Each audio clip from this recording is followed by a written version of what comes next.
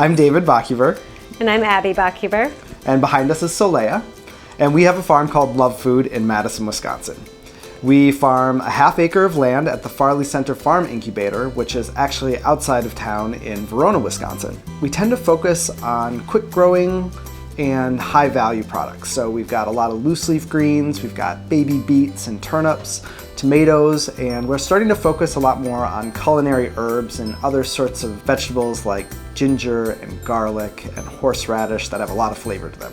We put in a lot of perennial herbs this year, and in 2017 we'll start selling both to restaurants and to grocery stores. A lot of times people ask us where the name LoveFood came from. When Abby was first pregnant with Solea, she was pretty sick for a lot of the time. And so I started cooking and just cooking the foods that she was craving, and we started calling it LoveFood.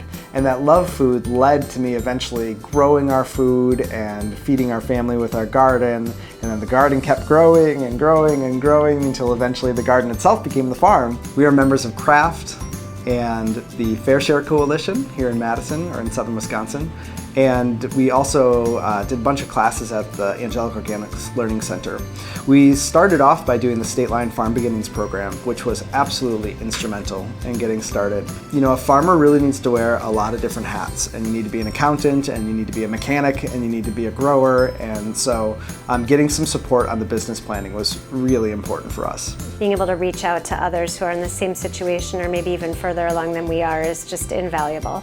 The biggest obstacle for starting our farm so far has been the classic access to land and cash flow. For the land access, we've actually gotten to be part of the Farley Center Farm Incubator, which is near Madison, and it's been absolutely exceptional. We get great access to certified organic land and share a bunch of resources like tractors and wash shed and cooler space with 12 other farmers. And then as far as cash flow, we started out with a loan from our small ag bank, and that's been really great. And then we also started out with a CSA. That part's been especially wonderful, enjoying the support of our friends and family and even our neighbors. That's been just a really fun way to tackle the cash flow issue. We farm because it is intensely fulfilling. I think there's nothing that I don't like about farming at this stage, and there's nothing like knowing that you're growing people's food.